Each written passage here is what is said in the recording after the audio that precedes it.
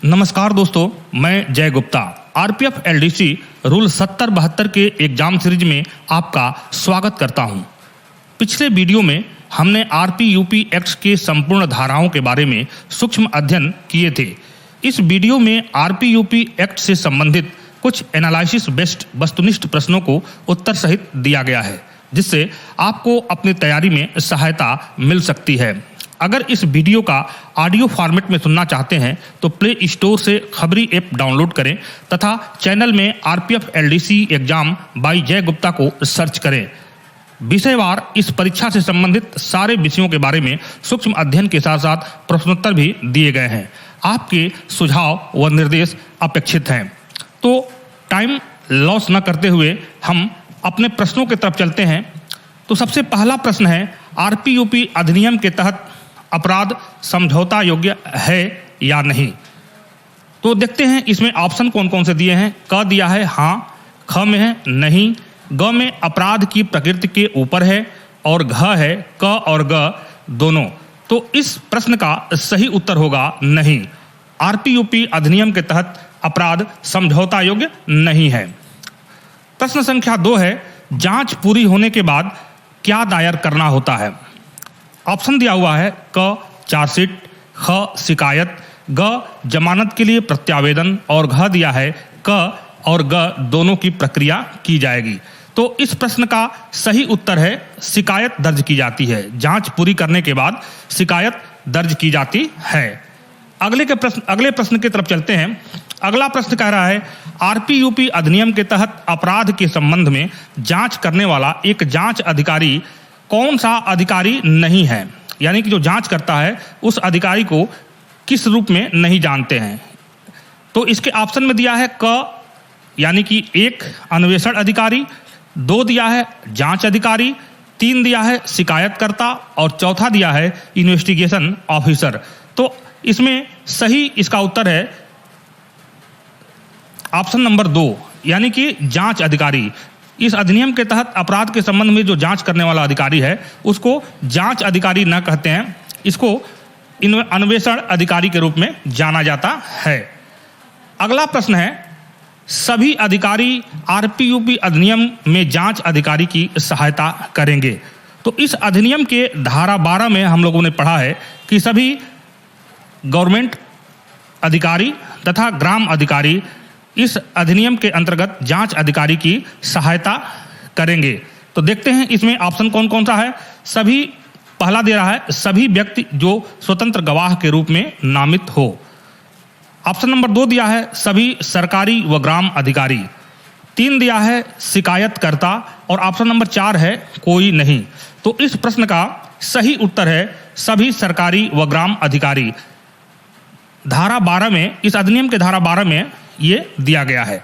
अगले प्रश्न की तरफ चलते हैं। अगला प्रश्न कह रहा है, आरपीयूपी अधिनियम के धारा के तहत एक अदालत को संपत्ति को जब्त करने की शक्ति देता है।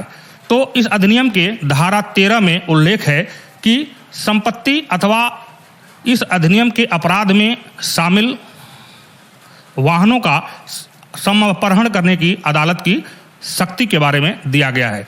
तो देखते हैं इसमें कौन कौन से ऑप्शन दिए हुए हैं। एक दिया है, ऑप्शन नंबर 1 में दिया है धारा 12, ऑप्शन नंबर 2 में दिया है धारा 15, ऑप्शन नंबर 3 में दिया है धारा 13 और ऑप्शन नंबर 4 में दिया है धारा 17। तो बारी बारी से सभी के बारे में हम जानते हैं। धारा 12 का हेडिंग था कि ग्राम अधिकारी तथा गवर्नमेंट अधिकारी के द्वारा जांच अधिकारी को सहायता दी जाएगी। दूसरा ऑप्शन है धारा 15।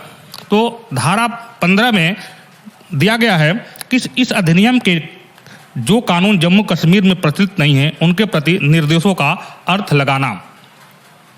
3 नंबर ऑप्शन है धारा 13।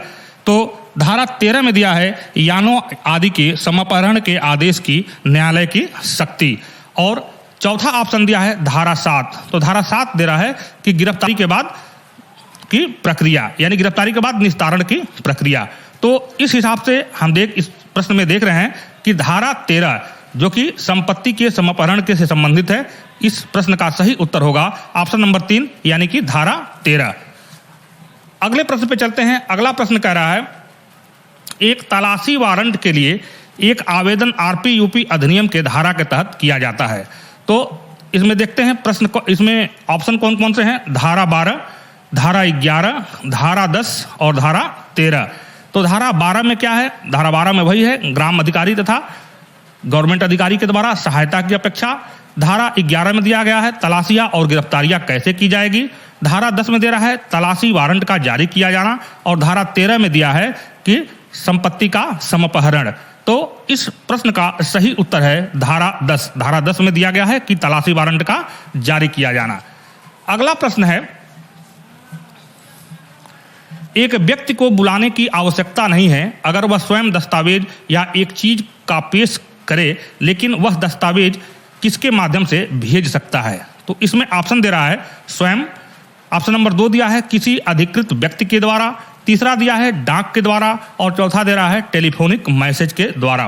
तो इस अधिनियम के धारा 9 में जो बताया गया है संबंधित व्यक्ति को दस्तावेज इत्यादि पेश करने के लिए सम्मन करने की शक्ति, तो इसमें दिया गया है कि अगर व्यक्ति दस्तावेज अथवा सबूत देने के लिए स्वयं उपस्थित नहीं हो सकता है तो उसे किसी अधिकृत व्यक्ति के द्वारा दस्तावेज अथवा वो सबूत पेश किया जा सकता है।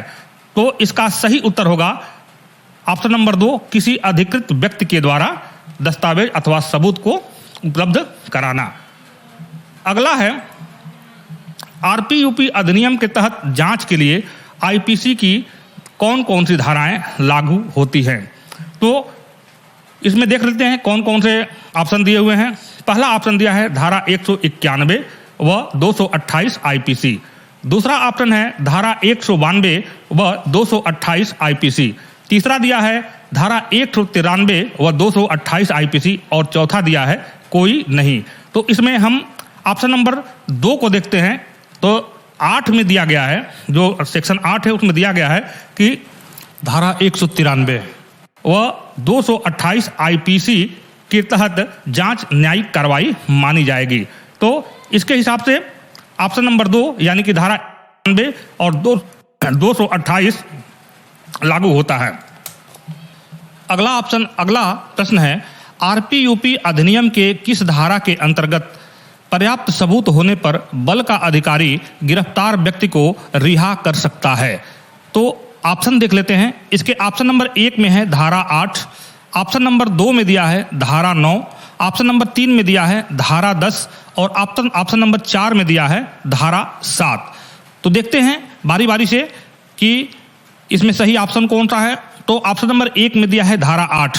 तो धारा 8 में दिया गया है कि गिरफ्तार किए गए व्यक्तियों के विरुद्ध जांच कैसे की जाएगी। धारा 9 में दिया है कि व्यक्तियों को बुलाने अथवा सम्मन करने की शक्ति। धारा 10 में दिया है तलाशी वारंट का जारी किया जाना, और धारा 7 में दिया है बल सदस्य से भिन्न व्यक्तियों द्वारा गिरफ्तार किए गए व्यक्तियों के संबंध में कार्रवाई। तो हमारा प्रश्न कह रहा है कि किस धारा में व्यक्तियों को रिहा कर देने की शक्ति है। तो धारा 8 में है कि जांच कैसे की जाएगी, तो जांच के संबंध में दिया गया है। तो इसके धारा 8 में जांच अधिकारी को ये इम्पावर्ड किया गया है कि वो गिरफ्तार व्यक्तियों को रिहा कर सकता है। तो इसका सही उत्तर है ऑप्शन नंबर 1। अगले प्रश्न पे चलते हैं। आरपीयूपी अधिनियम के किस धारा में बल का अधिकारी एक पुलिस अधिकारी की शक्तियां निहित है? यानी कि आरपीयूपी अधिनियम के किस धारा में बल के अधिकारी को एक पुलिस अधिकारी की शक्तियां प्राप्त हैं? देखते हैं ऑप्शन कौन कौन से हैं। ऑप्शन नंबर 1 है धारा 8, ऑप्शन नंबर 2 है धारा 9, ऑप्शन नंबर 3 है धारा 13 और ऑप्शन नंबर 4 है धारा 4। तो पुलिस अधिकारी की शक्तियां जो है धारा 8 में बल अधिकारी को प्राप्त है। तो इसके हिसाब से ऑप्शन नंबर 1 यानी कि धारा 8 सही उत्तर है। अगले प्रश्न की तरफ चलते हैं। अगला प्रश्न है, आरपीयूपी अधिनियम की कौन सी धारा पुलिस को कार्यवाही करने से रोकती है? देखते हैं ऑप्शन कौन कौन से हैं। इसमें ऑप्शन नंबर 1 है धारा 8, ऑप्शन नंबर 2 है धारा 5, ऑप्शन नंबर 3 है धारा 3 और ऑप्शन नंबर 4 है धारा 7। तो वही है 1 नंबर ऑप्शन। धारा 8 का मतलब हुआ कि जांच के संबंध में है। ऑप्शन नंबर 2 है धारा 5, इसमें जो है अपराध जो है असंज्ञेय की श्रेणी, असंज्ञेय अपराध की श्रेणी में आते हैं। और धारा 3 में जो है दंडात्मक कार्रवाई है। और धारा 7 में है गिरफ्तार किए गए व्यक्तियों का निपटारा। तो इस हिसाब से धारा 5 जो इसका ऑप्शन 2 दिया है, धारा 5 इसके अंतर्गत पुलिस को कार्रवाई करने से रोकती है। अगला प्रश्न है, वरिष्ठ अधिकारी आरपीयूपी अधिनियम की किस धारा में परिभाषित किया गया है? तो देखते हैं इसमें ऑप्शन कौन कौन से हैं। पहला ऑप्शन है धारा 2 का ई, दूसरा ऑप्शन है धारा 2 का डी, तीसरा ऑप्शन है धारा 2 का एफ और चौथा ऑप्शन है धारा 2 का सी। तो धारा 2 के ई में दिया गया है वरिष्ठ अधिकारी को डिफाइन किया गया है। धारा 2 के डी में रेल संपत्ति को डिफाइन किया गया है। और धारा 2 के एफ में दिया गया है, धारा 2 के एफ में दिया गया है कि अन्य ऐसे शब्द जो रेलवे एक्ट में परिभाषित हो उसके बारे में दिया गया है। और धारा 2 के सी में दिया गया है बल अधिकारी। तो इस तरह से हम देखते हैं कि धारा 2 का ई जिसमें कि वरिष्ठ अधिकारी को डिफाइन किया गया है। और ऑप्शन नंबर 1 यानी कि धारा 2E सही ऑप्शन है, वरिष्ठ अधिकारियों को डिफाइन किया गया है इस अधिनियम के धारा में। अगला प्रश्न है, आरपीयूपी के अंतर्गत दूसरी बार अपराध करने पर कितना जुर्माना लगाया जाना चाहिए? देखिए इसमें केवल जुर्माना के बारे में पूछ रहा है, कैद के बारे में नहीं पूछ रहा है।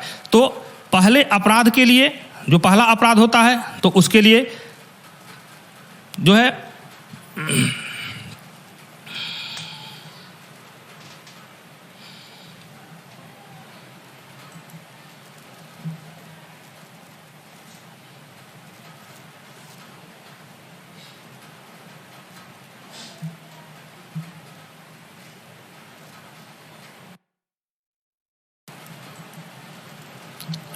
Hello check hello.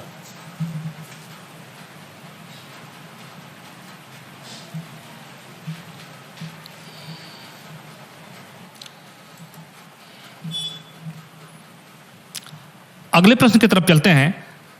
प्रश्न नंबर 17 है, आरपीयूपी अधिनियम के अंतर्गत दूसरी बार अपराध करने पर कितना जुर्माना लगाया जाना चाहिए? तो इसमें जुर्माना के बारे में बताया गया है, इसमें सजा के बारे में नहीं पूछा जा रहा है। तो इसका सही उत्तर होगा, इसमें देख लेते हैं पहले ऑप्शन कौन कौन से हैं। पहला ऑप्शन है जुर्माना 2000 रुपये, दूसरा है 3 साल कारावास व जुर्माना, तीसरा ऑप्शन दिया है 2 साल कारावास या जुर्माना जो 1000 से कम का नहीं होगा, चौथा ऑप्शन है 2 साल कारावास और जुर्माना जो 2000 से कम का नहीं होगा। तो इस तरह से हम देख रहे हैं कि दूसरी बार या अपराध की पुनरावृत्ति करने पर 2000 रुपया जुर्माना और 2 साल के कैद का प्रावधान दिया गया है। चूंकि हमारा प्रश्न पूछ रहा है कि दूसरी बार अपराध करने पर कितना जुर्माना लगाया जाता है, तो इसका सही उत्तर होगा ऑप्शन नंबर 1 यानी कि 2000 रुपये जुर्माना लगाया जाता है। अगले प्रश्न की तरफ चलते हैं। आरपीयूपी संशोधित अधिनियम 2012 कब से लागू हुआ? देखते हैं ऑप्शन की तरफ।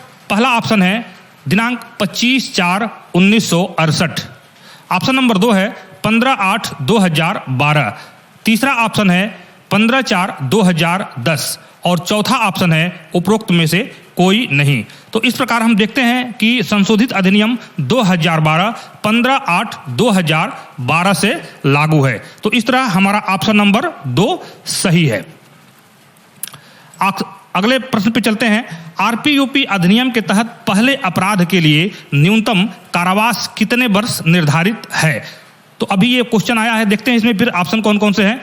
1 वर्ष पहला ऑप्शन है, दूसरा है 2 वर्ष, तीसरा ऑप्शन है 3 वर्ष और चौथा ऑप्शन है 5 वर्ष। तो हमारा ये क्वेश्चन क्या कर रहा है कि अधिनियम के तहत अपराध के लिए न्यूनतम कारावास कितने वर्ष निर्धारित है?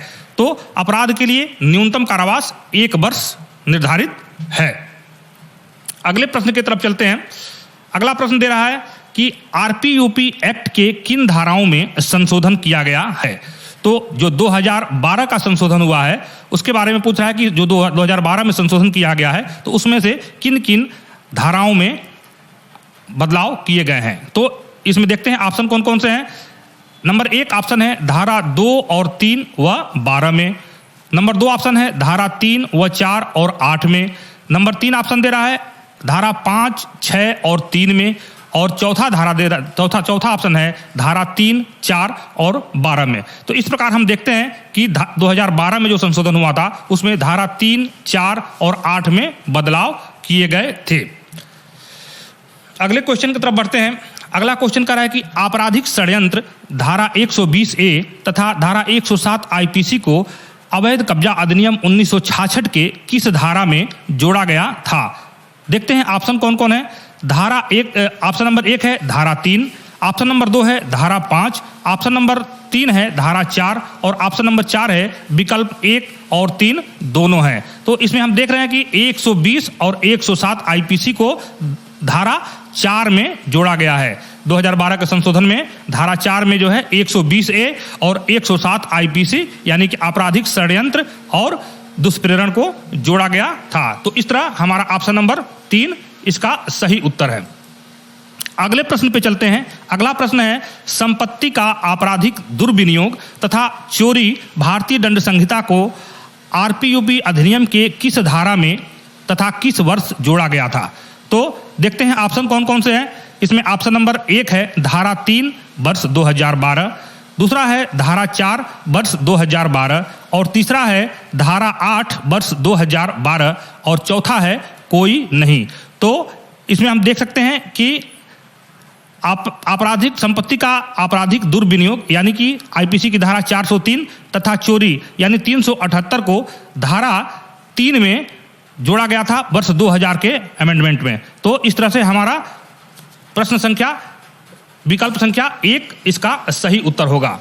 अगले प्रश्न पे चलते हैं। अवैध कब्जा अधिनियम के किस धारा में दस्तावेज व सबूतों को पेश करने के लिए व्यक्तियों को सम्मन करने की शक्ति है?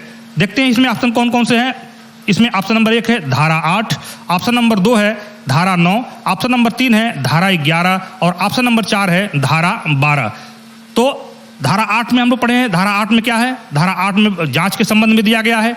धारा 2 में दिया ऑप्शन नंबर 2 में जो धारा 9 है, धारा 9 में दिया है व्यक्तियों को सम्मन करने की शक्ति। और धारा 11 में क्या है कि तलाशियां और गिरफ्तारियां कैसे की जाएंगी। और धारा 12 में दिया गया है कि अधिकारियों से सहायता की अपेक्षा। तो इस तरह से हम देख रहे हैं कि ऑप्शन नंबर 2 यानी कि धारा 9 जो कि अवैध कब्जा अधिनियम में दस्तावेज व सबूतों को पेश करने के लिए व्यक्तियों को सम्मानित करने की शक्ति प्रदान करता है। तो हमारा इसमें ऑप्शन नंबर 2 यानी कि धारा 9 सही आंसर है।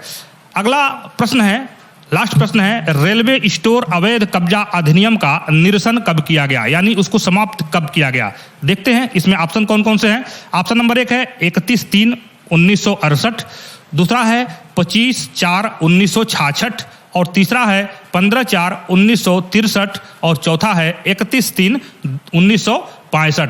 तो इसमें हम देख रहे हैं कि जो ऑप्शन नंबर 1 में दिया है यानी कि 31 मार्च 1968 की मध्य रात्रि को रेलवे स्टोर अवैध कब्जा अधिनियम का निरसन किया गया, उसको समाप्त किया गया तथा नया अधिनियम railway property unlawful position act 1966 को इंपावर्ड किया गया। तो इस तरह से हम देख रहे हैं कि रेलवे स्टोर अवैध कब्जा अधिनियम का निरसन कब हुआ? 31/3/1968 को। तो इस तरह से इस प्रश्न में ऑप्शन नंबर 1 इसका सही उत्तर है। तो इस तरह से हमने 25 वस्तुनिष्ठ प्रश्न जो कि एनालिसिस बेस्ड पे हैं, क्वेश्चन तो बहुत सारे इसमें हैं और आप इन सारे क्वेश्चंस को लगभग जानते ही हैं, लेकिन कुछ क्वेश्चंस ऐसे हैं जो एनालिसिस बेस्ड हैं। तो इन क्वेश्चन के बारे में हमने फोकस किया है। तो ये हमारे वीडियो आज का जो है उसी पर आधारित था। तो आज का हमारा वीडियो यही समाप्त होता है और इसके बाद हम रेलवे एक। तो आज के लिए इतना ही और आप कमेंट में जरूर बताइए कि हमारा वीडियो आपको कैसा लगा और अगर अच्छा लगा तो इसको लाइक और सब्सक्राइब जरूर करें और बेल आइकन पे जो घंटी है उसको प्रेस करें ताकि जो भी नई वीडियो हमारी आए तो वो आपके पास पहुंचे। मैं फिर रिपीट करना चाहता हूं कि मैं ये सारी चीज़ें जो हैं अपने रिवीजन के लिए तैयार कर रहा हूं और अगर कहीं से भाषा संबंधी कोई त्रुटि होती है तो उसके बारे में आप ध्यान न दीजिएगा, क्योंकि जो मैं मेरे तरफ से ये पूरा प्रयास है कि जो भी जानकारी मुहैया कराई जा रही है वो बिल्कुल सही हो और सटीक हो। फिर भी अगर कोई गलती हो जाती है तो उसके बारे में आपका मार्गदर्शन हमारे लिए अत्यंत ही महत्वपूर्ण है। तो दोस्तों, आज की वीडियो यहीं समाप्त होती है। फिर अगले वीडियो में किसी अगले अध्याय के साथ आपसे फिर मिलते हैं। जय हिंद दोस्तों, नमस्कार, अपना ख्याल रखिए।